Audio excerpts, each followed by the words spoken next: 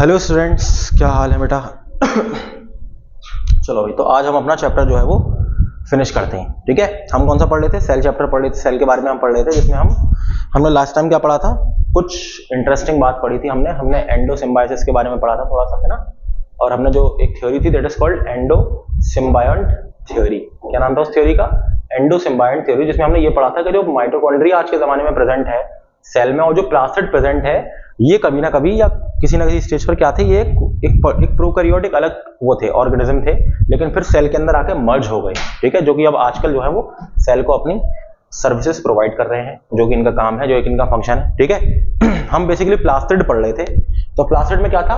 Chromoplast के बारे में हमने क्या पढ़ा था कि it contains pigments like keratin, xanthophyll etcetera, है ना। बहुत सारे अलग तरह के पिगमेंट्स होते हैं, सिर्फ क्लोरोफिल थोड़ी होता है, बहुत सारे पिगमेंट होते हैं अलग तरह के। तो वो कहां प्रेजेंट होते हैं? क्रोमोप्लास्ट के अंदर। ठीक है, they impart red, yellow, orange colour of flower. Flower होते हैं ना, फ्लावर के जो कलर होते हैं अलग अलग, वो इसी की वजह से तो आते हैं, पिगमेंट्स की वजह से, और फ्रूट्स के भी। Now you must have understood why potato looks white in colour and shoe flower petals are red, है ना। जो शू फ्लावर या रेड का जो आपका रोज होता है वो भी रेड सा नजर आता है, तो क्यों उसका कलर है? और पोटैटो के अंदर क्या है? क्योंकि पोटैटो के अंदर ये प्रेजेंट नहीं है क्रोमोप्लास्ट, तभी तो उसका कोई कलर नहीं है ऐसा, लेकिन टमाटर के अंदर प्रेजेंट है। ठीक है, चलो। Both leucoplast and amyloplast do not contain photosynthetic apparatus. We find chloroplast. ठीक है, देखो ल्यूकोप्लास्ट और अमाइलोप्लास्ट के अंदर तो कोई फोटोसिंथेटिक कुछ नहीं होता, फोटोसिंथेसिस नहीं होता, कोई apparatus नहीं होता, लेकिन जो है आपका, एक मिनट जरा रुक जाइए। हाँ भाई, तो हम क्या देख रहे थे? एक मिनट जरा। हाँ भाई, Amyloplasts do not contain photosynthetic apparatus. We find in chloroplast. ठीक है, let us now study the chloroplast in details. अब देखो क्लोरोप्लास्ट की हालांकि हम डिटेल थोड़ी सी डिस्कस कर चुके हैं, बट एक बार फिर देख लो, कोई दिक्कत वाली बात नहीं है। क्या है डिटेल, थोड़ा स्पेसिफिकली हम देख लेते हैं। Plant cells, cells of algae और फ्यू प्रोटिस्ट, जैसे कि यूग्लिना। यूग्लिना एक इकलौता ऐसा प्रोटिस्टा है, यूं कहोगे ऐसा एक एनिमल लाइक सेल है कि जिसके अंदर क्लोरोप्लास्ट प्रेजेंट होता है और उसके अंदर फोटोसिंथेसिस होता है। तो यानी हम यूग्लिना को हम कह सकते हैं ब्रिज बिटवीन प्लांट्स और एनिमल्स, उन दोनों के बीच का एक ऑर्गेनिज्म, क्योंकि इसमें प्लांट के कैरेक्टर भी हैं, जो कि क्लोरोफिल है ना, फोटोसिंथेसिस कर रहा है, ये सब प्लांट का कैरेक्टर है, और इसमें एनिमल वाले भी हैं। ठीक है, कंटेन क्लोरोप्लास्ट, तो Euglena contain chloroplast. You have observed ribbon shaped chloroplast in spirogyra. देखो स्पायरोगैरा जो होता है ना, एल्गी होती है, उसमें रिबन शेप होते हैं, रिबन की तरह होते हैं, हल्के से रिबन की तरह। ठीक है, इट डिफर्स इन साइज, अलग अलग साइज होते हैं, नंबर होते हैं, शेप होते हैं ना, अलग अलग तरह के सेल में अलग अलग तरह के होते हैं क्लोरोप्लास्ट, है ना। Where it is found in plants, it is found in green regions. कहां पे? ग्रीन रीजन, यानी कि आपके जो पत्ते, जो लीफ होते हैं, वहां पे बेसिकली पाया जाता है। Mainly in mesophyll cells of leaf, cell के जो सॉफ्ट वो होते हैं सेल्स, मीजोफिल सेल्स, उसके अंदर होता है। ठीक है, the chloroplast is lens shaped, but it can also be oval, spherical, discoid और रिबन लाइक, है ना। अलग अलग प्लांट सेल, अलग अलग एल्गी सेल, उसके हिसाब से अलग अलग शेप का प्रेजेंट होता है और अलग अलग नंबर में प्रेजेंट होता है। ठीक है, द सेल में कंटेन सिंगल लार्ज क्लोरोप्लास्ट, एक सिंगल और लार्ज क्लोरोप्लास्ट भी हो सकता है, जैसे क्लेमाइडोमोनास के अंदर होता है, एज इन क्लेमाइडोमोनास, जो कि एक एल्गी है। और there are 20 to 40 chloroplast per cell seen in mesophyll cells. जो लीफ होती है, नॉर्मल प्लांट होता है, उसमें 20 से 40 तक क्लोरोप्लास्ट हो सकते हैं एक सेल के अंदर, मीजोफिल सेल में, लीफ के। Chloroplast contain green pigment called chlorophyll along with the other enzymes that help in production of sugar by photosynthesis. यानी कि क्लोरोप्लास्ट के अंदर फोटोसिंथेसिस होता है, तो बहुत सारे उसमें जो एंजाइम्स हेल्प करते हैं वो भी होते हैं, प्लस साथ में जो आपका पिगमेंट है, ग्रीन पिगमेंट क्लोरोफिल, वो भी प्रेजेंट होता है क्लोरोप्लास्ट के अंदर। ठीक है, जरा ये देखिए, inner membrane of double walled chlorophyll, यानी कि क्लोरोफिल की जो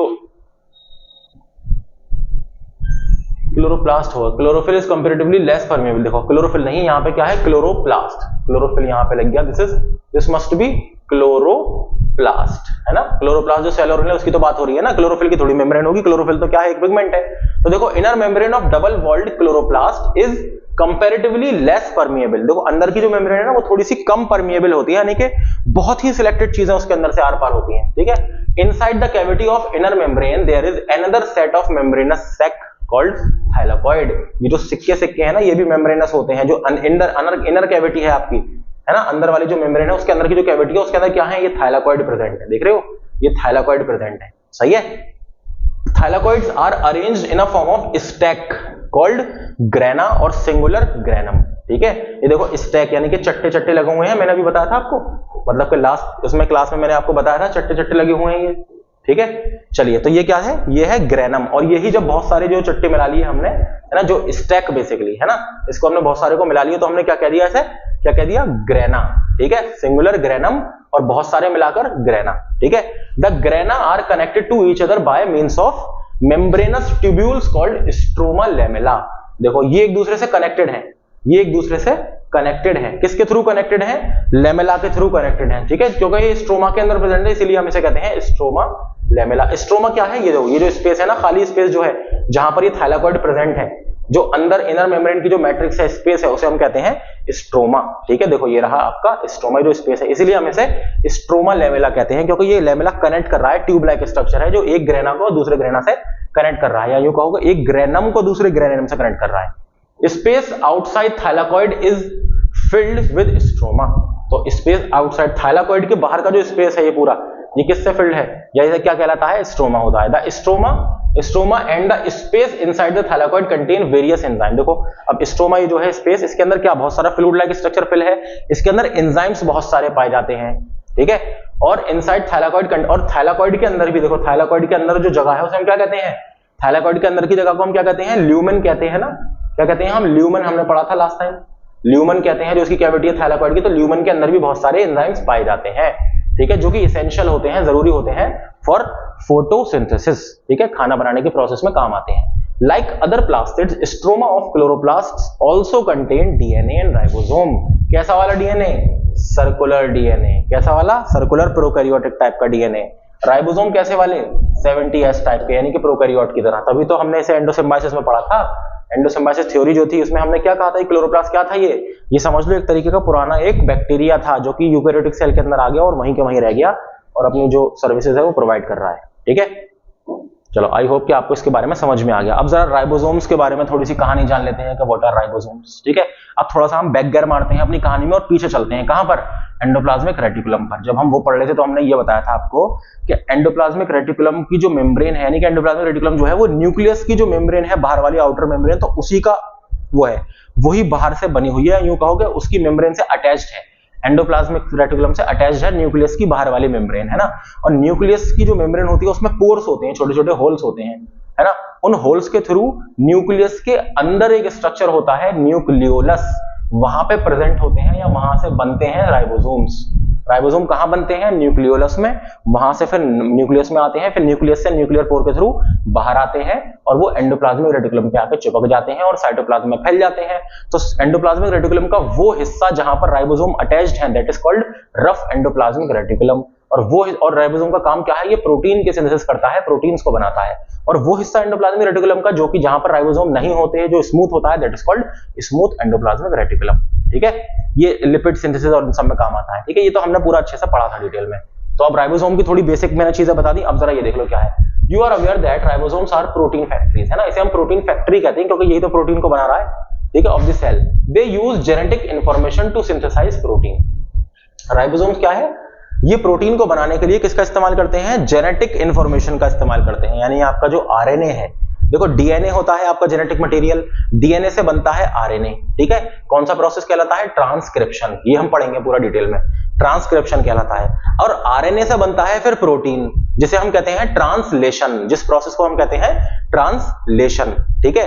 देखो डीएनए से अगर डीएनए बनना है तो रेप्लिकेशन, डीएनए से अगर आरएनए बनना है तो ट्रांसक्रिप्शन, और आरएनए से अगर प्रोटीन बन रहा है तो ट्रांसलेशन।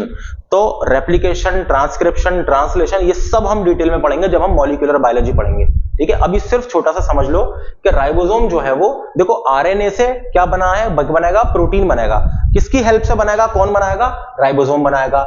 जो प्रोसेस है उसे हम क्या कहते हैं, ट्रांसलेशन कहते हैं, ठीक है। तो ribosomes were first observed in dense particle in electron micrograph of a cell by scientist Palade. Ribosome सबसे पहले किसने देखा था, पैलेट ने देखा था 1953 में। Ribosomes are made up of ribosomal RNA and protein. Ribosome किसके बने होते हैं, राइबोसोम खुद बने होते हैं राइबोसोमल आरएनए और प्रोटीन्स के, ठीक है। यानी कि जो इनकी सब यूनिट है, देखो ये स्मॉल सब यूनिट है, ये लार्ज सब यूनिट है। ये क्या है, प्रोकैरियोटिक राइबोसोम की अगर हम बात करें तो देखो 60S राइबोसोमल आरएनए, 21 प्रोटीन होते हैं तकरीबन, 50s सब यूनिट जो है, देखो 30s वाली, देखो प्रोकैरियोटिक की हमें पता है कि 70s यूनिट होती है। क्या होती है? 70s सब यूनिट का होता है ये। तो 70s में जो है एक होती है 50s सब यूनिट, दूसरी होती है 30s सब यूनिट, है ना। अब ये 30s किससे बनी हुई है? ये 16s राइबोसोमल आरएनए होता है इसमें और 21 प्रोटीन होते हैं तकरीबन। और 50s वाली किससे बनी हुई है? इसमें 23s राइबोसोमल आरएनए है और आपके 34 प्रोटीन्स हैं, ठीक है। तो ये पूरा का पूरा आपका लार्जर सब यूनिट और आपने स्मॉलर सब यूनिट मिलाकर पूरा आपका राइबोसोम जो है वो तैयार हो गया, सही है। ये हम बात करें प्रोकैरियोटिक। अगर हम यूकैरियोट्स की बात करें तो इसमें 18s राइबोसोमल आरएनए और 33 प्रोटीन है, तो आपकी 40s सब यूनिट बन गई। और दूसरी सब यूनिट है प्लस आपकी 60s आपकी 20s आरएनए है ना, और आपका 50 प्रोटीन्स होते हैं तकरीबन, इससे आपकी बन गई 80s आरएनए। यानी कि ये जो है ये प्रिमिटिव टाइप का, ये ओल्ड टाइप का है और ये न्यू टाइप का है, ठीक है। ये कहां प्रेजेंट होता है? प्रोकैरियोट्स के अंदर, और ये कहां प्रेजेंट होता है? यूकैरियोट्स के अंदर, ठीक है। ये क्या किसकी बात कर रहे हैं हम? राइबोसोम की, सही है। They do not have any membranes covering. देखो राइबोसोम की कोई मेम्ब्रेन नहीं होती, कोई मेम्ब्रेनस कवरिंग नहीं होती। In a eukaryotic cell ribosomes are present in mitochondria. Eukaryotic cell के अंदर राइबोसोम कहां प्रेजेंट होता है? माइटोकॉन्ड्रिया में भी होता है, प्लास्टिड में भी होता है, एंड इन साइटोसोल यानी कि जो साइटोप्लाज्म है उसमें भी रहता है ना। Ribosomes in cytoplasm are either found attached to outer surface of rough endoplasmic reticulum. देखो अगर साइटोप्लाज्म में है तो कहां पर है? या तो वो एंडोप्लाज्मिक रेटिकुलम पे चिपका हुआ है जो कि रफ एंडोप्लाज्मिक रेटिकुलम बना रहा है, ठीक है, एंड न्यूक्लियर मेम्ब्रेन और फ्रीली सस्पेंडेड इन साइटोप्लाज्म, या फिर वो ऐसे ही फ्रीली घूम रहा है साइटोप्लाज्म के अंदर, ठीक है। Both are similar in structure and are 80s type, यानी कि जो यूकैरियोटिक के अंदर जो राइबोसोम है वो कैसा है? 80s टाइप का है। Each ribosome is made up of 2 सब यूनिट। हर राइबोसोम जो है वो 2 सब यूनिट से बना हुआ है, एक बड़ी वाली एक छोटी वाली, ठीक है। प्रोकैरियोट्स के अंदर जो है छोटी वाली होती है 30s और बड़ी वाली होती है 50s, मिलाकर क्या बनती है? 70s, ठीक है। इधर यूकैरियोटिक के अंदर छोटी वाली होती है 40s और बड़ी वाली होती है 60s। एस का मतलब है स्विडबर्ग्स यूनिट। क्या है इसका मतलब? स्विडबर्ग्स यूनिट, ठीक है, एस का जो मतलब है। और मिलकर क्या बनती है आपकी? 80s, ठीक है। तो इस इंफॉर्मेशन को आप याद रखिएगा जो मैंने आपको बताई है, this is very very important. Bound ribosomes, है ना, bound ribosomes generally produce proteins that are transported outside the cell after processing in ER and Golgi body. जो बाउंड राइबोसोम है यानी कि जो सेक्रेटरी प्रोटीन्स बनाते हैं, अब हमने सेक्रेटरी प्रोटीन कौन से पढ़े थे?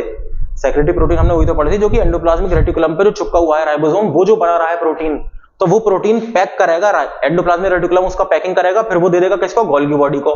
फिर गोल्गी बॉडी उस पर पैक करेगी, उस पर एड्रेस लगाएगी, फिर वो गोल्गी बॉडी पहुंचा देगी जहां पर भी उसे पहुंचना होगा, यानी कि पूरा ट्रांसपोर्टेशन चलेगा, पूरा एंडोमेम्ब्रेनस सिस्टम आपका यहाँ पे चल जाएगा, ठीक है। Example bound ribosomes are of acinar cells of pancreas. Pancreas के अंदर जो सेल होते हैं उसमें बाउंड राइबोसोम जो है प्रोड्यूस पेनक्रियाटिक डाइजेस्टिव एंजाइम। क्या प्रोड्यूस करते हैं? पेनक्रियाटिक डाइजेस्टिव एंजाइम्स प्रोड्यूस करते हैं। फ्री राइबोसोम जो है वो एक साथ मिलते हैं और फॉर्म करते हैं chain called polyribosome.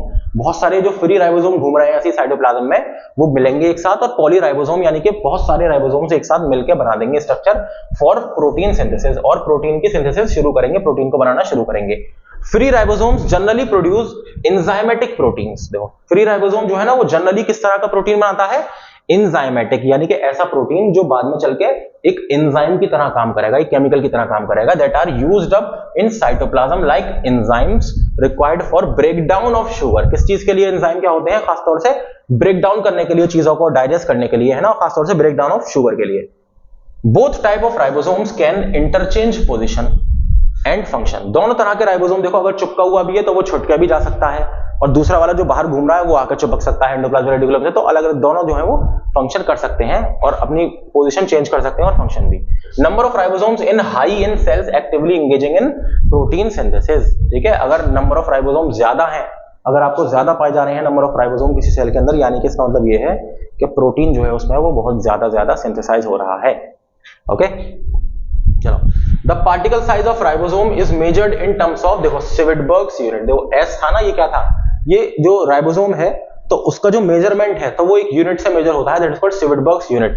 It is a measure of sedimentation rate of particle in ultra centrifugation, यानी कि ये क्या है बेसिकली? ये सेडिमेंटेशन रेट है, यानी कि जब अब एक प्रोसेस होता है अल्ट्रा सेंट्रीफ्यूगेशन जिसमें आप क्या करते हैं, मशीन में डाल के उसे सेल के पार्टिकल जो है उसको घुमाते हैं, ठीक है, जो सेल का जो एक लिक्विड मीडियम है जो सेल को कंटेन कर रहा है, तो वो घूमेगा, जिससे क्या है कि सेल के ऑर्गेनेल अलग अलग उसमें क्या होते हैं, शिफ्ट हो जाते हैं, ठीक है। तो ये उसका जो रेट होता है कि वो घूम के कितनी देर में वो शिफ्ट हो गया, तो ये अल्ट्रा सेंट्रीफ्यूगेशन का जो रेट है ये वही चीज बता रहा है आपको, तो सेडिमेंटेशन रेट ऑफ पार्टिकल यानी कि जो राइबोसोम है वो कहां पे जाकर सेटल हुए, कितनी देर में सेटल हुए। इट इज दस अ मेजर ऑफ डेंसिटी। अब ये क्या बताता है, उसकी डेंसिटी बताता है और साइज बताता है, ठीक है। 1s = 10⁻13 second. तो एक s यानी कि एक सिविटबर्ग यूनिट का हम क्या कहेंगे, एक 10⁻13 SEC है ना, ये सेकंड है, सेकंड नहीं है, ठीक है। 10⁻13 सेक के अंदर ये क्या होता है आपका मेजर किया जाता है, ठीक है। हालांकि ये चीज आपको याद रखने की जरूरत नहीं है, बस ये वाली चीज याद रखो कि सेडिमेंटेशन रेट जो of particle is in ultra centrifugation, ये होती है आपकी सिविटबर्ग यूनिट, यानी कि जो आपके राइबोसोम्स है उनका जो पार्टिकल साइज है वो नापा जाता है किसमें, सिविटबर्ग यूनिट में। सिर्फ और सिर्फ ये वाली बात याद रखिए आप, ठीक है। चलिए ये देखो, ये रहा आपका राइबोसोम और ये रहा आपका क्या, दिस इज mRNA। mRNA का मतलब क्या है, मैसेंजर RNA। ये क्या कर रहा है, ये कहां से बना है, ये बना है आपका DNA से बना है mRNA। अब ये जो प्रोसेस है जिससे आपका DNA से mRNA बना है, दिस प्रोसेस कॉल्ड ट्रांसक्रिप्शन। ये प्रोसेस क्या कहलाता है, दिस प्रोसेस कॉल्ड ट्रांसक्रिप्शन, ठीक है। और ये जो प्रोसेस चल रहा है आपका, जो आपका क्या बना है, देखो ये प्रोटीन बनना है आपका, ये अमाइनो एसिड्स है, ये क्या है, अमाइनो एसिड्स यानी कि unit of proteins. Amino acids हैं, ये अमाइनो एसिड आएंगे और क्या बनाएंगे, पूरा का पूरा एक प्रोटीन बनाएंगे मिलकर, ठीक है। तो जो प्रोटीन आपका बना है ये रहा आपका, ये जो आपका प्रोटीन बनना है, देखो न्यूली बॉन्ड प्रोटीन, ये देख रहे हो आप, पूरा अमाइनो एसिड बहुत सारे मिले हुए हैं, क्या बना रहे हैं, प्रोटीन बना रहे हैं, ठीक है। तो ये जो प्रोटीन बनना है आपका, ये किसकी मदद से बनना है, आपका राइबोसोम की मदद से। और ये जो प्रोसेस है ये क्या कहलाता है, ये कहलाता है ट्रांसलेशन, यानी कि जो mRNA है, देखो ये रहा आपका mRNA, ये ट्रांसलेट हो रहा है किसमें, प्रोटीन के अंदर, ठीक है, प्रोटीन बन रहा है इससे। अब देखो क्या होता है, थोड़ा सा और डिटेल में हम देखेंगे, डोंट वरी अबाउट दैट। देखिए ये आपका लार्ज सब यूनिट है और ये स्मॉलर सब यूनिट है, इन दोनों के बीच से गुजरता है कौन, mRNA। और जैसे जैसे आगे बढ़ता रहेगा mRNA, वैसे वैसे जो है वो अमाइनो एसिड जो है वो आके इस पर चिपकते रहेंगे, ठीक है। इसके बारे में हम ट्रांसक्रिप्शन बहुत अच्छे से डिटेल में पढ़ेंगे, है ना। अब किसकी मदद से, यहाँ पर एक और होता है, जैसे tRNA को हम क्या कहते हैं, ट्रांसफर RNA भी इसमें हेल्प करता है प्रोटीन की सिंथेसिस में। tRNA is also involved. और mRNA से तो देखो प्रोटीन की सिंथेसिस हो रही है, लेकिन tRNA उसमें क्या है, इन्वॉल्व है, जो कि अमाइनो एसिड को पकड़ पकड़ के लेकर आ रहा है और यहाँ पे लाके लगा रहा है। देखो अमाइनो एसिड को पकड़ के लेकर आएगा और ये क्या है, यहाँ पे आके अटैच कर देगा, फिर ये ऐसे ऐसे, ये समझो धागा बुनते हैं ना हम, इसी तरह से आपका ये बड़ा होती चली जाएगी, चेन जो है बड़ी होती चलेगी, प्रोटीन की चेन जो है वो बढ़ती चली जाएगी, ठीक है।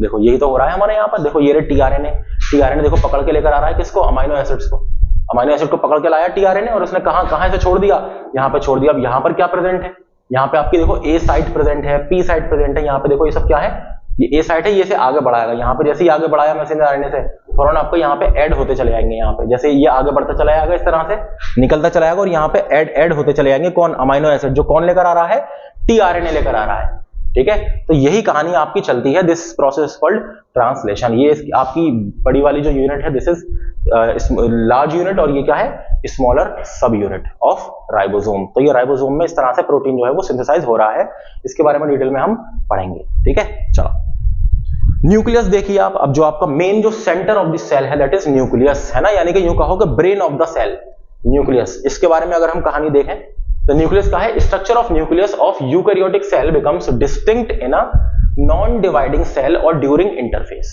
ठीक है। जो स्ट्रक्चर है न्यूक्लियस का यूकैरियोटिक सेल में, बिकम्स डिस्टिंक्ट यानी कि इंटरफेस के टाइम पर क्या हो जाता है, डिस्टिंक्ट होता है, यानी कि हमें नजर आता है, बिल्कुल जो नॉन डिवाइडिंग सेल है ना उसमें हमें बेहतरीन तरीके से नजर आ रहा है न्यूक्लियस, ठीक है। Such an interface nucleus is made up of nuclear envelope. Nucleus के अंदर क्या होता है, न्यूक्लियस बना होता है न्यूक्लियर की मेम्ब्रेन से, न्यूक्लियर एनवेलप से। न्यूक्लियोप्लाज्म जो इसके अंदर भरा हुआ है लिक्विड, दैट इज न्यूक्लियोप्लाज्म। और न्यूक्लियोलस जो कि क्या बनाता है, राइबोसोम का फॉर्मेशन करता है न्यूक्लियोलस। और क्रोमैटिन नेटवर्क यानी कि जो आपका डीएनए है विद द हेल्प ऑफ, या डीएनए है विद प्रोटीन्स, ठीक है। कौन सा प्रोटीन, हिस्टोन प्रोटीन, अभी हम बताएंगे उसके बारे में। Nuclear envelope is a double walled delimiting membrane of nucleus. Nuclear wall कैसी होती है, वो डबल वॉल्ड होती है, कैसी होती है, डबल मेम्ब्रेनस होती है न्यूक्लियर की membrane. Two membranes are separated from each other by perinuclear space. दोनों मेम्ब्रेन के जो बीच का स्पेस है वो कहलाता है पेरी न्यूक्लियर स्पेस, जो कि तकरीबन 10 से 50 नैनोमीटर तक का हो सकता है। Outer membrane is connected with endoplasmic reticulum. देखो मैंने बताया था न्यूक्लियस की जो आउटर मेम्ब्रेन है बाहर वाली, वो एंडोप्लाज्मिक रेटिकुलम से कनेक्ट होती है, ठीक है। At places it also harbours ribosomes on it, और वो राइबोसोम्स को हार्बर करती है, वहां से बाहर निकालती है अंदर से, ठीक है, और बेयर करती है, यानी कि राइबोसोम वहां पर भी थोड़े से प्रेजेंट होते हैं। The inner membrane is lined by nuclear lamina, a network of protein fibers that helps in maintaining shape of the nucleus। और जो अंदर की मेम्ब्रेन होती है न्यूक्लियस की, उसमें क्या होते हैं, न्यूक्लियर लेमिना होते हैं, यानी कि कुछ प्रोटीन्स होते हैं जो कि उसके न्यूक्लियस के शेप को बनाकर रखते हैं, ठीक है। The two membranes along with perinuclear space help in separating nucleoplasm from cytoplasm.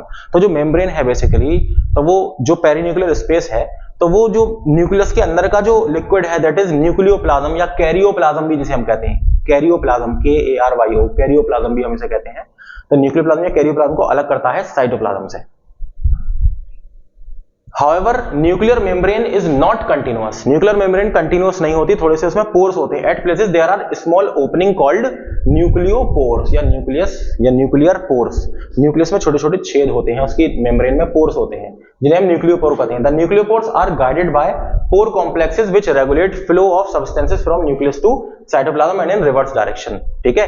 और न्यूक्लियर पोर से क्या है कि जो सब्सटेंस है, जो न्यूक्लियस के अंदर से जो भी चीज बाहर निकलनी है, तो वो वहां से बाहर निकलती है न्यूक्लियर पोर के थ्रू। अब वो कोई भी चीज क्या हो सकती है, वो आपका mRNA जो आपका बना, DNA से mRNA बना, ट्रांसक्रिप्शन हुआ न्यूक्लियस के अंदर, तो बाहर जब निकलेगा तो कहां से, न्यूक्लियर पोर से ही तो निकलेगा वो mRNA, ठीक है। प्लस आपके जो राइबोसोम बने न्यूक्लियस से, तो वो बाहर निकलेंगे न्यूक्लियर पोर से ही तो निकलेंगे बाहर, ठीक है। तो समझ में आ गया न्यूक्लियर पोर का क्या काम है। चलिए अब जरा ये देखिए, ये क्या है आपका, ये आपका एक सेल है जिसके अंदर हमने यहाँ पे क्या दिखाया है आपको, न्यूक्लियस। न्यूक्लियस के अंदर क्या प्रेजेंट है, क्रोमैटिन नेटवर्क प्रेजेंट है, जो कि क्या है आपका डीएनए प्लस प्रोटीन्स है, डीएनए प्लस प्रोटीन है। कौन सा प्रोटीन, अभी हम देखेंगे। न्यूक्लियर एनवेलप है, न्यूक्लियर पोर आपके प्रेजेंट है, और न्यूक्लियोलस प्रेजेंट है, जो कि क्या करेगा, राइबोसोम बनाएगा, ठीक है। देखो ये रहा एंडोप्लाज्मिक रेटिकुलम, ये रहा गोल्गी बॉडी, ठीक है। ये देखो फ्लैजेलम निकला हुआ है, ये है प्लाज्मा मेम्ब्रेन सेल की। स्मूथ एंडोप्लाज्मिक रेटिकुलम ये रहे, ठीक है। रफ एंडोप्लाज्मिक रेटिकुलम ये रहा, जिसके ऊपर राइबोसोम चिपके हुए हैं, ठीक है। साइटोसोल आपका ये रहा, वेसिकल्स आपको ये रहे, सेंट्रियोल देखो ये रहा, माइटोकॉन्ड्रिया ये रहा आपका, माइक्रोट्यूब्यूल्स जो है इसके अंदर पड़े हुए हैं, हमने पढ़े थे ना, ठीक है। तो ये सब क्या है, सेल का जो है पोर्शन है, सेल का पार्ट है। अब जरा थोड़ा सा न्यूक्लियस के बारे में थोड़ा और जानते हैं, ठीक है। सिर्फ न्यूक्लियस को देखते हैं, ऐसा न्यूक्लियस की क्या कहानी है। द न्यूक्लियोप्लाज्म और कैरियोलिम्फ, ठीक है, या फिर कैरियोप्लाज्म, यानी कि न्यूक्लियस के अंदर जो भरा हुआ है मटेरियल, ठीक है, contain various substances like nucleic acids. Nucleic acid क्या है आपका, जो डीएनए है, ठीक है, deoxyribo nucleic acid, protein molecules, ठीक है, और मिनरल्स एंड सॉल्ट्स, ये सारी चीजें इसके अंदर भरी होती हैं न्यूक्लियस के अंदर, न्यूक्लियोप्लाज्म है उसके अंदर, ठीक है। It contains chromatin network and nucleolus. देखो ये देख रहे हो, ये थ्रेड लाइक स्ट्रक्चर है, दिस इज क्रोमैटिन नेटवर्क, और ये क्या है, दीज आर न्यूक्लियोलस, जो कि राइबोसोम का फॉर्मेशन करेंगे। Nucleolus is another component which is not bound by cell membrane. Nucleolus जो है वो किसी सेल मेम्ब्रेन से बाउंड नहीं होता, ठीक है। Nucleolus is made up of RNA, किसका बना होता है, राइबोसोमल आरएनए का बना होता है, एंड राइबोसोमल प्रोटीन्स का बना होता है, and it is best known for site of the ribosome biogenesis, यानी कि राइबोसोम की सिंथेसिस में ये हेल्प करता है, ये बनाता है राइबोसोम्स को, ठीक है। और किसका खुद बना होता है, राइबोसोमल आरएनए का बना होता है, ठीक है। Depending on synthetic activity of cell there are one or more nucleoli present in the nucleoplasm, ठीक है, यानी कि जो न्यूक्लियोलस है वो एक या एक से ज्यादा हो सकते हैं present. For example cells of oocyte, यानी जो oocyte होता है बेसिकली जो फीमेल का सेक्स सेल है, तो oocyte contain large nucleolus where sperm cell जो होता है वो कंटेन स्मॉल इनकस्पिशियस वन, यानी कि जो स्मॉल न्यूक्लियोलस प्रेजेंट होता है वो किसमें होता है, स्पर्म में, और लार्ज किसमें होता है, वो होता है oocyte के अंदर, ओवम के अंदर, ठीक है। They appear as dense spherical bodies present near chromatin network। देखो chromatin network के पास में तो है dense spherical body, ठीक है, न्यूक्लियोलस की बात हो रही है यहाँ पर ये। They produce ribosomal RNA and ribosomal proteins in which are then transported to cytoplasm and are assembled together to form ribosomes। तो ये क्या बनाते हैं, ये राइबोसोमल सब यूनिट्स बनाते हैं, फिर जब वो बाहर निकलते हैं तब जाके वो मिल जाते हैं और क्या बन जाते हैं, राइबोसोम बन जाते हैं, ठीक है। तो डायरेक्ट दोनों के दोनों सब यूनिट मिलके नहीं बाहर आते एकदम न्यूक्लियस से, यानी कि बिल्कुल रेडीमेड बना हुआ नहीं मिलता, थोड़ा सा रॉ मटेरियल पहले बनता है, यानी कि पहले जो सब यूनिट्स हैं वो सब यूनिट पहले फॉर्म होते हैं, वो कौन करता है, न्यूक्लियोलस फॉर्म करता है, फिर वो सब यूनिट जब मिलते हैं तब जाकर पूरा एक राइबोसोम जो है वो फॉर्म होता है, ठीक है। तो यही वाली बात है कि they produce ribosomal RNA and ribosomal proteins which are then transported to, फिर वो साइटोप्लाज्म में निकलते हैं बाहर और फिर वो एक साथ जब मिलते हैं असेंबल होते हैं और क्या बनता है आपका राइबोसोम, ठीक है। देखिए जरा, ये है न्यूक्लियोप्लाज्म पूरा का पूरा आपका, ये perinuclear space, outer membrane, inner membrane, perinuclear space, ये क्या है, ये क्या है, न्यूक्लियर पोर, ठीक है। और ये इस पर राइबोसोम इस पर भी चिपके हुए हैं थोड़े थोड़े, ठीक है। और देखो इससे अटैच क्या है, ये this is rough endoplasmic reticulum, जिसके ऊपर भी राइबोसोम चिपके हुए हैं आपके, सही है। चलो अब देखो जरा क्रोमैटिन मटेरियल की क्या कहानी है इसमें। What is chromatin material? Nucleus contains genetic information in the form of chromosomes, ठीक है। न्यूक्लियस जो है वो in the form of chromosome, ये जो आपको धागे धागे लाइक स्ट्रक्चर नजर आ रहा है ना, क्रोमैटिन है। तो इसके अंदर आपका क्या होता है, डीएनए है, यानी कि ये जो बना हुआ है डीएनए से बना हुआ है प्लस प्रोटीन से बना हुआ है, which are nothing but DNA molecules associated with proteins, यानी कि क्या है ये जो क्रोमैटिन है ये क्या है, सिर्फ डीएनए है और साथ में आपका हिस्टोन प्रोटीन है, यानी कि एक स्पेशल टाइप का प्रोटीन है जो कि इसको बांध के रखा हुआ है, डीएनए को बाइंड करा हुआ है, ठीक है। इन अ नॉन डिवाइडिंग सेल, अभी सेल डिवाइड नहीं हो रहा है तो एक क्रोमैटिन की फॉर्म में है ये। The chromosomes appear as thread like network and can not be identified individually. Chromosomes जो होते हैं वो थ्रेड लाइक नेटवर्क होते हैं और इंडिविजुअली आप जो है उन्हें आइडेंटिफाई ऐसे ही नहीं कर सकते। जब सेल डिवाइड होने वाला होता है तब जाके वो फॉर्म होते हैं, तब बनते हैं, यानी कि जो धागे धागे जो फैले हुए हैं यही एक साथ आ जाते हैं और क्या बना देते हैं, क्रोमोसोम्स बना देते हैं ये बहुत सारे, ठीक है। This network called chromatin material, ये जो पूरा का पूरा नेटवर्क फैला हुआ है दिस कॉल्ड क्रोमैटिन मटेरियल, ठीक है। The chromatin material contains DNA, histone and non histone protein. जो क्रोमैटिन मटेरियल है ना, इसके पास क्या क्या होता है, इसके बाद हिस्टोन प्रोटीन होते हैं। कौन से प्रोटीन, हिस्टोन प्रोटीन है, और कुछ नॉन हिस्टोन प्रोटीन भी प्रेजेंट होते हैं जो कि इसको बांध के रखते हैं, और आरएनए भी होता है, ठीक है। In some regions of chromatin DNA is more and is genetically active called euchromatin. देखो अब इस क्रोमैटिन के अंदर कुछ रीजन ऐसा है, जैसे मान लो जैसे ये जो आपको डार्क रीजन नजर आ रहा है ना, ये जो डार्क रीजन आपको नजर आ रहा है दिस इज हेट्रोक्रोमैटिन रीजन, ठीक है। कौन सा रीजन है आपका, DNA is more and genetically active called euchromatin. Some regions that are contain more proteins and less DNA and are genetically inert are called heterochromatin. देखो डार्क वाला reason जो है ये क्या है, हेट्रोक्रोमैटिन, और जो लाइट वाला रीजन है ना दिस इज यूक्रोमैटिन। क्या है ये वाला रीजन, यूक्रोमैटिन। तो देखो जो लाइट वाला रीजन है euchromatin this is active region, और जो हेट्रोक्रोमैटिन है दिस इज इनर्ट और इनएक्टिव रीजन, ठीक है। इनर्ट और इनएक्टिव रीजन, तो अलग बच्चे कंफ्यूज होते हैं हेट्रोक्रोमैटिन में और यूक्रोमैटिन में। देखो डीएनए है, जैसे मान लो डीएनए मैंने बना दिया, थ्रेड है, ये क्या है, क्रोमैटिन है, क्या है, क्रोमैटिन, ठीक है। तो क्रोमैटिन में कुछ पोर्शन इसका डार्क है, कुछ नॉर्मल है, कुछ डार्क है, कुछ नॉर्मल है, कुछ डार्क है, कुछ नॉर्मल है, ठीक है। तो जो डार्क वाला रीजन है that region is called heterochromatin. इसे हम क्या कहते हैं, हेट्रोक्रोमैटिन, यानी कि इसमें ये डार्क पता है क्यों है, क्योंकि यहां पे बहुत ज्यादा डेंसिटी है किसकी, प्रोटीन्स की, डीएनए की, बहुत ज्यादा मिला हुआ है एक साथ, है ना। और जो ये हल्का हल्का वाला इसमें क्या है, थोड़ा थोड़ा स्पेस है बीच में, क्या है, थोड़ा सा स्पेस है। डीएनए जो है वो बहुत ज्यादा डेंस नहीं है, थोड़ा सा स्पेस है उसके बीच में, और ये वाला जो पोर्शन कहलाता है ये क्या कहलाता है, this is called euchromatin, euchromatin. और ये जो यूक्रोमैटिन वाला जो पोर्शन है क्योंकि इसमें थोड़ा थोड़ा स्पेस है ना, तो यानी कि अब ये आराम से अपना काम कर सकता है, तो इसीलिए दिस इज एक्टिव। ये क्या है, एक्टिव होता है, यानी कि ये क्या है, बेसिकली एक्टिव। और ये हेट्रोक्रोमैटिन जो अपना काम नहीं कर पा रहा दिस इज इनएक्टिव या फिर इनर्ट, सही है। यही तो हमने बताया, यही तो लिखा है सब कुछ। चलिए आई होप कि आपको ये चीज थोड़ी बहुत समझ में आ गई हो। देखो ये जो इसके अंदर फ्लूइड भरा हुआ है इसके अंदर दिस इज कैरियोलिम्फ, सिंपल सी बात है, ये रहा आपका dense body, this is called nucleolus, ठीक है। न्यूक्लियर पोर आपका ये रहा, ठीक है। इनर मेम्ब्रेन ये रही आपकी, आउटर मेम्ब्रेन ये रही, बीच में क्या है आपका, बीच में क्या है, स्पेस है, पेरी न्यूक्लियर स्पेस, ठीक है। और ये क्या है आपका क्रोमैटिन थ्रेड पूरा का पूरा, और ये क्या है, क्रोमोसेंटर, यानी कि बीच में बिल्कुल। चलो अल्ट्रा स्ट्रक्चर ऑफ न्यूक्लियस हमने यहां पर देख लिया है, ठीक है। अब जरा थोड़ा सा इसके बारे में और बात करते हैं।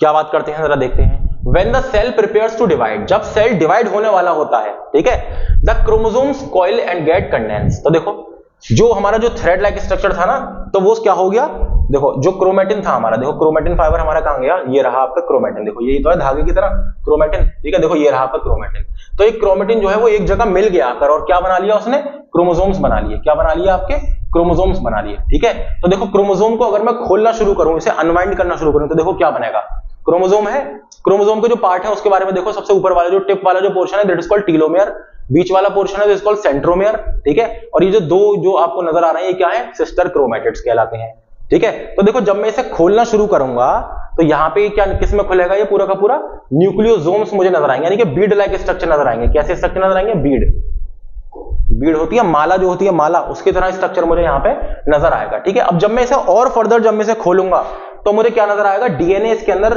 रैप होता हुआ नजर आएगा। देखो इस तरह से ये रैप है डीएनए, देखो ये रैप है डीएनए। ये किसके ऊपर डीएनए, यहाँ पे क्या प्रेजेंट है, यहाँ पे एक प्रोटीन प्रेजेंट है कि जिसके ऊपर जो डीएनए है वो क्या है, लिपटा हुआ है, जैसे चरखी पे लिपटा रहता है ना धागा, इसी तरह डीएनए लिपटा हुआ है। और ये जो प्रोटीन है this is called histone protein, जो कि डीएनए को वाइंड करने में हेल्प करती है। और जब मैं इससे भी ज्यादा और इसे खोल दूंगा तब देखो मेरे पास पूरा का पूरा डीएनए आ जाएगा। और मैं डीएनए को जब मैं देखूंगा तो इसके अंदर मुझे मिलेंगे बेस पेयर्स, जो कि क्या होते हैं, ATGC, है ना। ये क्या होते हैं, बेस पेयर्स ऑफ डीएनए, ए और टी यानी कि एडेनिन, थाइमिन, गुआनिन और साइटोसिन। ACGC जो है हमेशा ट्रिपल हाइड्रोजन बॉन्ड से जुड़ा रहता है और ए और टी हमेशा डबल हाइड्रोजन बॉन्ड से जुड़ा रहता है, ठीक है। इसके बारे में जब हम डीएनए का स्ट्रक्चर पढ़ेंगे तब डिटेल में डिस्कशन होगा, ओके। अभी मैंने आपको सिर्फ ये डायग्राम आपको थोड़ा सा सिंपलेस्ट फॉर्म में समझाया है कि न्यूक्लियोसोम क्या होते हैं। न्यूक्लियोसोम जो है वो बीड लाइक स्ट्रक्चर है कि जो क्रोमेटिन जो है वो हिस्टोन्स बहुत सारे लगे हुए हैं, तो ये बिल्कुल मोती मोती की तरह स्ट्रक्चर जो बन गया है, जो कि जिसपे लिपटा हुआ है कौन, आपका डीएनए, दैट इज न्यूक्लियोसोम, ठीक है।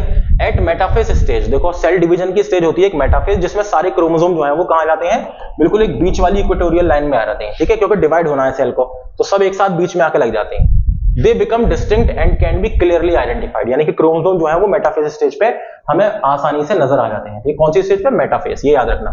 You will study this process as well as structure in the type of chromosome in other chapters. आगे हमारा एक सेल डिवीजन पूरा चैप्टर आएगा, उसमें हम इसके बारे में बहुत डिटेल में पढ़ेंगे। Every species of living organisms has a specific number of chromosomes, like normal human cell has 46। देखो नॉर्मल ह्यूमन सेल जो होता है उसमें कितने क्रोमोसोम होते हैं, टोटल 46 क्रोमोसोम। अलग अलग स्पीशी में अलग अलग नंबर ऑफ क्रोमोसोम प्रेजेंट है। The nucleus contains entire genetic information, हमारे जो न्यूक्लियस है सेल का उसके अंदर हमारी सारी जेनेटिक इंफॉर्मेशन यानी कि सारा का सारा डीएनए प्रेजेंट होता है। Hence play important role in heredity and variation, तो इसलिए न्यूक्लियस जो है वो या जेनेटिक मटेरियल उसके अंदर जो है वो हेरिडिटी और वेरिएशन में, यानी कि जो हम हैं, हम अपने पेरेंट्स से थोड़े बहुत मिलते हैं ना, तो किसकी वजह से, हेरिडिटी, यानी कि उनके जो कैरेक्टर है, उनका जो डीएनए है वो हमारे अंदर आया है, ठीक है। और प्लस थोड़ा सा चेंज होके आया है, यानी कि हेरिडिटी यानी कि वो हमारे अंदर आया है, पास हुआ है एक जनरेशन से दूसरी जनरेशन में कैरेक्टर, प्लस जो चेंज होकर थोड़ा सा पास हुआ है दैट इज वेरिएशन। तो जेनेटिक हेरिडिटी और वेरिएशन के लिए कौन रिस्पॉन्सिबल है, जो न्यूक्लियस है आपका, न्यूक्लियस के अंदर ही तो प्रेजेंट है आपका genetic material. It is the site of for synthesis of DNA, RNA and ribosomes, ठीक है। न्यूक्लियस के अंदर क्या बनता है, डीएनए बनता है, आरएनए बनता है और ribosome. It plays important role in protein synthesis, ठीक है, जो कि राइबोसोम्स क्या करते हैं, प्रोटीन सिंथेसिस करवाते हैं। क्रोमोसोम क्या होते हैं, chromosome number being constant for species. अब देखो जैसे ह्यूमन बीइंग्स हैं, अगर अलग अलग ह्यूमन है, मतलब कि एक चाइना का कोई इंसान है, कोई अफ्रीका का है, कोई इंडिया है, कोई अमेरिका है, तो ऐसा नहीं है कि अलग अलग जो लोग रहते हैं, अलग अलग जो इंसान है उसमें अलग अलग नंबर ऑफ क्रोमोसोम प्रेजेंट होंगे, नहीं, सभी सबके अंदर ही कांस्टेंट रहते हैं, यानी कि क्रोमोसोम नंबर जो है वो किसी भी स्पीशी के अंदर कांस्टेंट रहते हैं। यानी कि अगर कोई घोड़ा है तो घोड़े में जितने क्रोमोसोम पाए जाते हैं, तो दुनिया में जितने भी घोड़े हैं, जितनी प्रजाति के हैं, सब में उतने ही क्रोमोसोम पाए जाते हैं, ठीक है। It is important in phylogenetic studies. Nucleus thus is the master cell organelle, nucleus को हम मास्टर सेल ऑर्गेनेल कहते हैं या फिर कंट्रोल सेंटर भी कहते हैं, ठीक है। ये किस चीज के लिए इस्तेमाल होता है, फाइलोजेनेटिक स्टडीज के लिए हम इसका इस्तेमाल करते हैं। किसके लिए, फाइलोजेनेटिक स्टडीज, यानी कि जो पुरानी जेनेटिक स्टडीज होती है उसके लिए हम इसका इस्तेमाल करते हैं, ठीक है। ये देखो मैंने थोड़ा सा एक और डायग्राम डाला है यहाँ पे, देखो आपका क्रोमोसोम है, ये क्रोमोसोम को जब मैं, ये देखो बहुत ज्यादा कंडेंस है ना, जब मैं इसे खोलूंगा धागे को तो यहाँ पे देखो सुपर कॉइल मुझे नजर आएंगे, देखो देखो एक सुपर कॉइलिंग हो रही है। जब मैं इसे और ज्यादा फर्दर खोलूंगा तब मुझे कॉइलिंग नजर आएगी, हल्की सी कॉइल हो रहे हैं ना, मिले हुए 6 न्यूक्लियोसोम मिले हुए हैं। और जब मैं इसे और खोलूंगा तो देखो ये मुझे बहुत सारे हिस्टोन एक जगह लिपटे हुए नजर आ रहे हैं, ये क्या है, न्यूक्लियोसोम, ठीक है, इसमें बहुत सारे हिस्टोन्स हैं, ठीक है। अब जब मैं इसे और फर्दर खोलूंगा तो देखो हिस्टोन प्रोटीन, देखो ये आ गए बाहर, इससे जो लिपटा हुआ है, देखो ये डीएनए लिपटा हुआ है, इससे डीएनए लिपटा हुआ है ना, तो हिस्टोन प्रोटीन में इसमें से बाहर निकाल लूंगा तो मेरे पास क्या मिल जाएगा, मुझे डीएनए मिल जाएगा। डीएनए क्या है, एक डबल हेलिकल स्ट्रक्चर है, किससे बना होता है, ATGC, जो बेस पेयर होते हैं, और ये जो ये क्या है, इसकी फॉस्फेट बैकबोन है, क्या है ये, इसकी फॉस्फेट बैकबोन है डीएनए की, ठीक है। तो डीऑक्सी राइबोन्यूक्लिक एसिड के बारे में हम पूरी कहानी अच्छे से डिटेल में पढ़ेंगे, सही है। चलो अब ये आपका लास्ट टॉपिक है पूरा, इसका क्या है, साइटोस्केलेटन, यानी कि जो सेल है, तो सेल के अंदर भी कुछ ऐसा है ना, जो सेल की जो उसका शेप है उसको बरकरार रखे हुए है, यानी जो जैसे हमारी बॉडी के अंदर स्केलेटन है ना, जो बिल्कुल शेप को हमारी बॉडी के बरकरार रखे हैं, ठीक है, कोई कुछ प्रेशर वगैरह लग रहा है बॉडी पे तो वो झेल लेता है ना, जो सेल को बेसिकली प्रोटेक्शन देता है, स्ट्रॉन्ग करता है सेल को, ठीक है, तो क्या है साइटोस्केलेटन, सेल के अंदर का जो स्केलेटन है, ठीक है। With advancement in light and electron microscopy scientist revealed presence of network fibril through out the cytoplasm called cytoskeleton, ठीक है। साइटोस्केलेटन क्या है, जैसे आप नक्शा बनाते हो घर का, ठीक है, तो आप घर के नक्शे में क्या बनाते हो, छोटी छोटी लाइंस वगैरह बनाते हो ना, आप पहले उसका एक तरीके से वो बनाते हो, प्रोटोटाइप बनाते हो, तो साइटोस्केलेटन क्या है, ये सेल का प्रोटोटाइप ही तो है, ठीक है, यानी कि सेल को सपोर्ट के लिए अंदर से सेल को सपोर्ट दे रहा है ये पूरा का पूरा, कि सेल का स्ट्रक्चर जो है वो बिगड़े ना, ठीक है। साइटोस्केलेटन कंसिस्ट माइक्रोट्यूब्यूल्स, अब देखो साइटोस्केलेटन में क्या क्या चीजें आती हैं, माइक्रोट्यूब्यूल्स होते हैं, माइक्रोफिलामेंट्स होते हैं और इंटरमीडिएट फिलामेंट्स होते हैं, ठीक है, यानी कि धागे धागे टाइप के स्ट्रक्चर है। देखो क्या है अभी हम बताएंगे। Microtubules are made up of protein tubulin, जो माइक्रोट्यूब्यूल्स होते हैं वो एक पर्टिकुलर टाइप के प्रोटीन से बनते हैं जिसका नाम है ट्यूबुलिन प्रोटीन, क्या नाम है, ट्यूबुलिन, ठीक है। माइक्रोफिलामेंट किससे बने हुए हैं, ये actin, made up of actin, and intermediate filament किससे बने हुए हैं, ये फाइब्रस प्रोटीन से बने हुए हैं। तो देखो हमें पता होना चाहिए कि माइक्रोफिलामेंट किससे बने हैं, इंटरमीडिएट फिलामेंट किससे बने हैं, है ना, और माइक्रोट्यूब्यूल्स किससे बने हैं, कौन से प्रोटीन से, ये सवाल पूछा जाता है। This is also very very important part, ठीक है। Cytoskeleton helps in maintenance of shape of cell, देखो साइटोस्केलेटन का क्या काम है, ये शेप जो है सेल का बरकरार रखता है, कॉन्ट्रैक्शन ऑफ सेल, सेल अगर कॉन्ट्रैक्शन और रिलैक्सेशन करता है उसमें हेल्प करता है, और मोबिलिटी ऑफ सेल, और सेल ऑर्गेनेल एक जगह से दूसरी जगह जाते हैं तो उसकी हेल्प करता है उसमें, और सेल की जो मोबिलिटी, अगर सेल भी अगर मूव करेगा तो उसमें भी ये हेल्प करेगा, ठीक है। Changes in shape of cell and cell division, cell के डिवीजन में हेल्प करता है, प्लस सेल जो है वो अगर अपना शेप चेंज कर रहा है थोड़ा किसी भी रीजन से तो उसमें हेल्प करता है, ठीक है। कौन, साइटोस्केलेटन, ये देखो साइटोस्केलेटन का ये क्या है, सेल की मेम्ब्रेन है सबसे ऊपर। अब सेल की मेम्ब्रेन के नीचे देखो ये क्या है, ये आपका राइबोसोम, क्योंकि किससे, एंडोप्लाज्मिक रेटिकुलम से, तो इसके आसपास पूरा क्या है, पूरा एक घेरा बना हुआ है, ठीक है। ये घेरा क्या क्या है, माइक्रोट्यूब्यूल्स हैं, देखो माइक्रोट्यूब्यूल्स हैं, इसके अंदर ट्यूबुलिन के बने हुए हैं। ये इंटरमीडिएट फिलामेंट्स हैं आपके, किसके बने हुए हैं इंटरमीडिएट फिलामेंट्स, क्या पढ़ा था हमने, कंपोज्ड ऑफ फाइब्रस प्रोटीन, किसके बने हुए हैं, फाइब्रस प्रोटीन के, प्लस साथ में क्या है आपके ये क्या है, एक्टिन, माइक्रोफिलामेंट्स हैं, छोटे छोटे फिलामेंट्स है, ये क्या है, एक्टिन, ये देखो आपका माइटोकॉन्ड्रिया, ठीक है, ये आपके राइबोसोम जो होंगे, सेल के अंदर थोड़ा सा हम दिखा रहे हैं आपको साइटोस्केलेटन वाला स्ट्रक्चर, के सेल के अंदर भी कितना ज्यादा एक नेटवर्क लाइक जाल टाइप का प्रेजेंट होता है, जो अलग अलग तरह के ट्यूब लाइक स्ट्रक्चर से बना होता है, जिसे हम माइक्रोट्यूब्यूल्स कहते हैं, ठीक है, या माइक्रोफिलामेंट्स या फिलामेंट्स कहते हैं। ये देखो सेल है, ये सेल के अंदर का सिर्फ और सिर्फ, मैंने सारे ऑर्गेनल गायब कर दिए हैं, मैंने सिर्फ आपको क्या दिखाया है यहाँ पे, जो सेल के अंदर के जो फिलामेंट्स हैं, माइक्रोफिलामेंट है ना, और आपके माइक्रोट्यूब्यूल और इंटरमीडिएट फिलामेंट जो है हमने वो दिखाए, जो कि सेल को देखो सपोर्ट कर रहे हैं, सेल का ढांचा पूरा बना हुआ है। अरे भाई आपके घर में अगर लेंटर वगैरह पड़ता है तो बल्लियां लगाई जाती हैं, है ना, तो फिर वो हटा दी जाती है, खैर इसमें हटती नहीं है, तो ये क्या है, सपोर्ट कर रहा है सेल के साइज को, अंदर से पूरा सेल को सपोर्ट देता है, ठीक है। देखो माइक्रोफिलामेंट जो एक्टिन है वो किसका बना होता है, ये एक्टिन मॉलिक्यूल्स का बना होता है, 6 नैनोमीटर का होता है तकरीबन, ठीक है। माइक्रोट्यूब्यूल किसका बना होता है, ट्यूबुलिन का बना होता है, देखो इस तरह का स्ट्रक्चर होता है इसका। इंटरमीडिएट फिलामेंट किसका बना होता है, प्रोटोफिलामेंट जो होते हैं, इंटरमीडिएट किसके बने होते हैं आपके, ये फाइब्रस टाइप के प्रोटीन के बने होते हैं, आपके सामने स्ट्रक्चर ये रहा, ठीक है। चलो अब जरा देखो सीलिया और फ्लैजेला भी एक चीज है भाई, एक ये भी बला है सीलिया और फ्लैजेला, अब जरा ये क्या होते हैं देखते हैं। They are fine hair like membrane bound protoplasmic outgrowth that occur on the free surface of the cell. Cell है, सेल के बाहर निकल रहा है, फ्लैजेला निकलता है, हमने पढ़ा था बैक्टीरियल सेल पढ़ा था, उसके क्या निकल रहा था, फ्लैजेला निकल रहा था, जो उसके मूवमेंट में हेल्प कर रहा था। सेल है, सेल के बाद छोटे छोटे सीलिया निकले होते हैं, सीलिया जो निकले होते हैं, जो उसके मूवमेंट में हेल्प, जैसे पैरामीशियम हमने पढ़ा था तो उसमें सीलिया निकल रहे थे, सीलिया, अब वो यही तो है सीलिया और फ्लैजेला। हम उसके स्ट्रक्चर के बारे में पढ़ रहे हैं कैसा होता है ये, बहुत छोटे छोटे हेयर लाइक स्ट्रक्चर निकल रहे होते हैं इसकी मेम्ब्रेन से बाहर, ठीक है। Sale generate a current in fluid medium for passage of material and locomotion, ठीक है, जो कि मूवमेंट में हेल्प कर रहा है ये, ठीक है। Cilia are small in size and many in number, cilia बहुत छोटे छोटे होते हैं साइज में और बहुत सारे होते हैं नंबर में, ठीक है।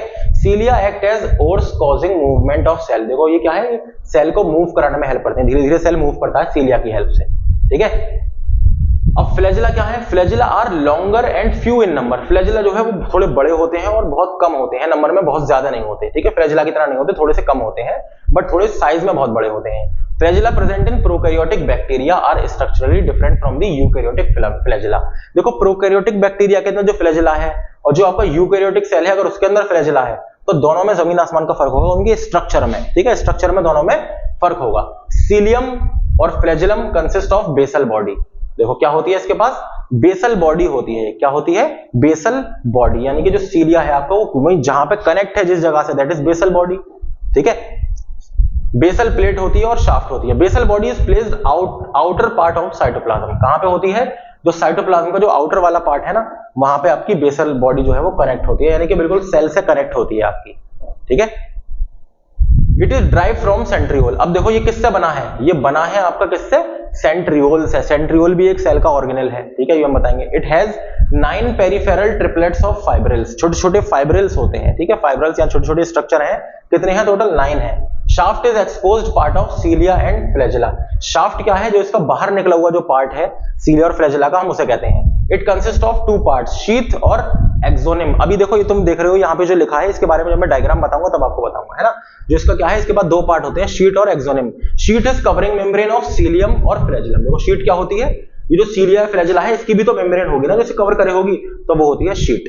ठीक है, देखो स्ट्रक्चर ऑफ सीलिया, ये डबल माइक्रोट्यूब्यूल। देखो ये देखो 1 2 3 4 5 6 7 8 9 और 1 2, यानी कि 9+2 का अरेंजमेंट होता है। ठीक है, 9+2 का अरेंजमेंट होता है आपका किसका? जो ट्यूब्यूल्स होते हैं। ठीक है, अल्फा ए और बी ट्यूब्यूल, जो डबल माइक्रोट्यूब्यूल होते हैं, इसका 9+2 का अरेंजमेंट होता है किसमें? सीलिया में। और यही वाली चीज जो है वो पूछी जाती है कई बार। देखो ये रेडियल स्पोक्स है, ये इनर शीट है, अंदर वाली जो शीट है, ये क्या है? नेक्सिन्स है। क्या है ये? नेक्सिन। ये वाला जो पार्ट है ये क्या है? डायनिन आर्म है। ये वाला क्या है? डायनिन, जो इससे जुड़ा हुआ है। सिर्फ आपको याद रखने हैं इसके जो टर्म्स हैं। ठीक है, कोर जो होता है इसका क्या कहलाता है? Core called axoneme possess 11 fibrils running parallel to long axis. ठीक है, देखो एक्सोनिम आपका ये रहा, जो सेंट्रल माइक्रोट्यूब्यूल है ना, दिस इज एक्सोनिम, हम इसे कहते हैं। क्या कहते हैं इसे? एक्सोनिम। ठीक है, इट शोज 9 पेरिफेरल डबलेट्स। देखो 9 तो ये हो गए, 2 3 4 5 6 7 8 9 ये हो गए आपके पेरिफेरल डबलेट, और 2 सिंगल सेंट्रल फिब्रिल, 2 बीच में सिंगल सेंट्रल फिब्रिल्स होते हैं, यानी कि 9+2 का अरेंजमेंट हो गया किसका? फिब्रिल्स का। ठीक है, ये रहा। The central tubules are enclosed by central sheath. जो सेंट्रल ट्यूब्यूल है ना, वो किससे? एक सेंट्रल शीट से जो है वो क्या है? इनक्लोज्ड है। ठीक है, this sheath is connected to one of the tubules of peripheral doublet. देखो ये शीट जो है ना, ये इनको कनेक्ट करे हुई है, इनको कनेक्ट किए हुए हैं। ठीक है, बाय रेडियल स्पोक्स। किसके थ्रू? रेडियल स्पोक्स के थ्रू। देखो ये रहे आपके रेडियल स्पोक्स, इसको देखो कनेक्ट किए हुए हैं ना, यहां से इस तरह से कनेक्शन बना हुआ है इनके अंदर। ठीक है, central tubules are connected to each other by bridges. देखो ब्रिज है इसके बीच में, तो एक दूसरे से ब्रिज के थ्रू ये कनेक्ट है, सेंट्रल जो ट्यूब्यूल है आपका। ठीक है, the peripheral doublets are connected to each other through linker और इंटर डबलेट ब्रिज, है ना, जो कनेक्टेड। देखो यहाँ पे ये लिंकर ब्रिज से कनेक्टेड है और यहाँ पे नॉर्मल ब्रिज से कनेक्टेड है। ठीक है, यानी कि कनेक्शन इनमें बना हुआ है। अब इनके अलग अलग टाइप्स हैं, इतना ज्यादा आपको डिटेल में नहीं पढ़ना, बस मैंने आपको बता दिया 9+2 का फाइब्रिल्स का जो है आपका अरेंजमेंट है, आपको उसे याद रखना है। एक्सोनिम क्या होता है? जो बीच में होता है आपका 2 आपके क्या कहते हैं, जो कोर है इसका, वो कहलाता है एक्सोनिम, और आपको ये वाली बात याद रखनी है। ठीक है, देखो सेंट्रियोल क्या होता है? जो आपका लास्ट सेंट्रल ऑर्गेनेल है, सेंट्रियोल और सेंट्रोसोम क्या होता है? Centrosome is usually found near the nucleus. ये न्यूक्लियस के पास होता है अक्सर, ऑफ एन एनिमल सेल। कहां पे? एनिमल सेल में। ये क्या है? Exclusively present in animal cell. इसकी प्रेजेंस प्लांट सेल में नहीं होती, तो प्लांट सेल में सेंट्रियोल नहीं होता। It contains pair of cylindrical structure. देखो सिलिंड्रिकल स्ट्रक्चर नजर आ रहे हैं आपको, सिलिंड्रिकल स्ट्रक्चर कॉल्ड सेंट्रियोल्स। किसके पास? सेंट्रोसोम के अंदर होते हैं क्या? सेंट्रियोल। देखो सेंट्रोसोम ये रहा आपका, इसके अंदर है आपके सेंट्रियोल, जिसके अंदर जो सिलेंडर लाइक जो स्ट्रक्चर है। ठीक है, सेंट्रोसोम के अंदर है सेंट्रियोल। और सेंट्रोसोम क्या करते हैं? बेसिकली सेंट्रियोल ये क्या किस करते हैं? स्पिंडल फाइबर का फॉर्मेशन करते हैं, जो कि क्रोमोसोम्स को अलग करता है। सेल के डिवीजन के टाइम पे एनाफेज की जो स्टेज आती है आपकी सेल डिवीजन की, क्रोमोसोम्स को सेपरेशन में हेल्प करता है। ठीक है, देखो the cylinders are perpendicular to each other, यानी एक दूसरे पे क्या है? ये परपेंडिकुलर है। ठीक है, and are surrounded by amorphous substance called pericentriolar material. और इनके आसपास क्या है? पेरीसेंट्रियोलर मटेरियल होता है। Each cylinder of centriole is made up of 9 set of triplet microtubules. देखो कितने हैं? 9 सेट होते हैं। देखो ये अगर हम इसको ऊपर से अगर हम देखा तो देखो ऐसा नजर आएगा, 1 2 3 4 5 6 7 8 9 सेट ऑफ 1 2 3 ट्रिपल माइक्रोट्यूब्यूल्स, इसके बना होता है आपका सेंट्रियोल जो पूरा का पूरा। अगर मैं इसको ऐसे करके इसको आपको ऐसे करके दिखाऊं तो इस तरह से आपको ये स्ट्रक्चर इसका नजर आएगा। किसका बना होता है? ये ट्यूब्यूलिन का बना होता है। किसका? ट्यूब्यूलिन का। ठीक है, evenly spaced triplets are connected to each other by means of non tubulin proteins. ये एक दूसरे से जुड़े हुए हैं किसके थ्रू, नॉन ट्यूबुलिन प्रोटीन्स के थ्रू, ठीक है। At the proximal end of centriole, ठीक है, centriole there is set of tubules called hub, ठीक है। जो इसका प्रोक्सिमल एंड है वहां पर क्या प्रेजेंट होता है, हब प्रेजेंट होता है, ठीक है, यानी कि जहां पर ये सब कुछ आगे अटैच हो रहे हैं, यानी वो इसका हब है।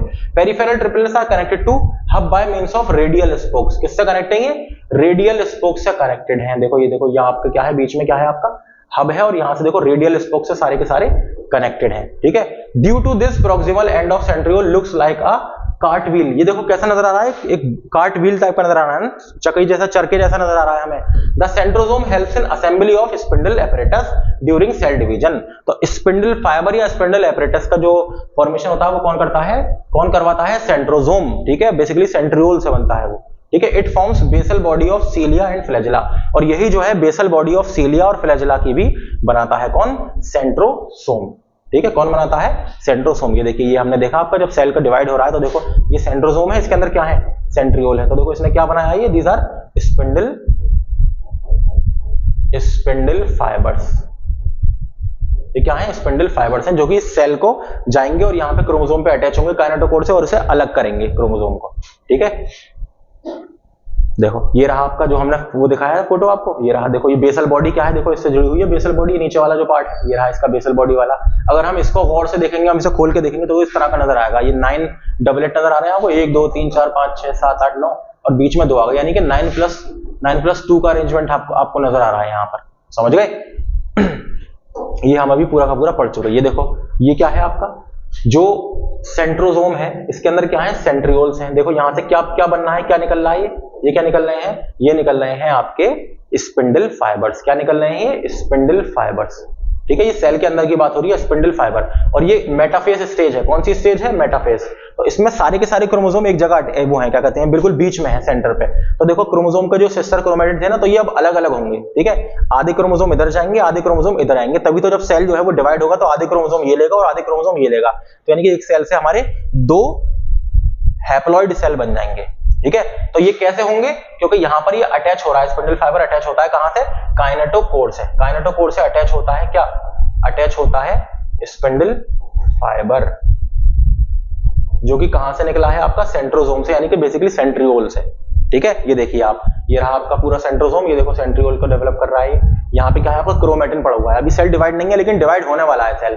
तो जब इस स्टेज में आएगा ना, तो सारे के सारे जो क्रोमोसोम, जो क्रोमैटिड हमने देखा था, क्रोमैटिड या क्रोमैटिन जो है वो सब एक दूसरे से मिल जाएगा और क्या बना लेगा, क्रोमोसोम बना लेगा। जैसे क्रोमोसोम्स बन जाएंगे तो क्रोमोसोम बिल्कुल बीच में सेट हो जाएंगे, सेल डिवीजन के दौरान बीच में आ जाएंगे। कौन सी स्टेज पर, ये कौन सी स्टेज हमें नजर आ रही है यहाँ पर, ये है मेटाफेज। कौन सी स्टेज है ये, मेटाफेज। इसमें बिल्कुल बीच में इक्वेटोरियल प्लेन पर आ गए, फिर फौरन स्पिंडल फाइबर जब निकलेंगे, देखो पहले तो इनका भी जब डिवीजन हो गया तो 1 से 2 हो गए, तो दोनों तरफ आके ये इसको खींच लेंगे इस तरह से क्रोमोसोम्स को, ठीक है। किससे होकर कनेक्ट करके, काइनेटोकोर से कनेक्ट करके, ठीक है। तो यही हमारी कहानी थी, पूरा का पूरा आपका सेल का जो क्या आपका चैप्टर है पूरा का पूरा हो चुका है complete. Thank you very much. और हम अगला जो चैप्टर करेंगे वो करेंगे थोड़ा केमिस्ट्री से रिलेटेड है, दैट इज बायोमॉलिक्यूल्स, ठीक है। अगला जो हमारा चैप्टर होगा वो होगा बायोमॉलिक्यूल्स, वो भी तकरीबन 3 लेक्चर का होगा। तो देखते हैं क्या होता है, कोशिश करेंगे कि जल्दी से जल्दी ज्यादा से ज्यादा हम लेक्चर लेकर आपका जो है पूरा सिलेबस कंप्लीट करें, क्योंकि अभी अब आपका 11th का ही पार्ट चल रहा है, अभी तो 12th का पार्ट भी बाकी है बहुत सारा, लेकिन कोशिश यही है कि आपको ज्यादा से ज्यादा स्कोर जो है आपका हम करवा देंगे, ठीक है। अगर आप अच्छे से जो भी हम पढ़ा रहे हैं उसको अच्छे से समझेंगे और अपनी पढ़ाई करेंगे, ठीक है। चलिए, थैंक यू वेरी मच। अब होती है मुलाकात आपसे अगली क्लास में।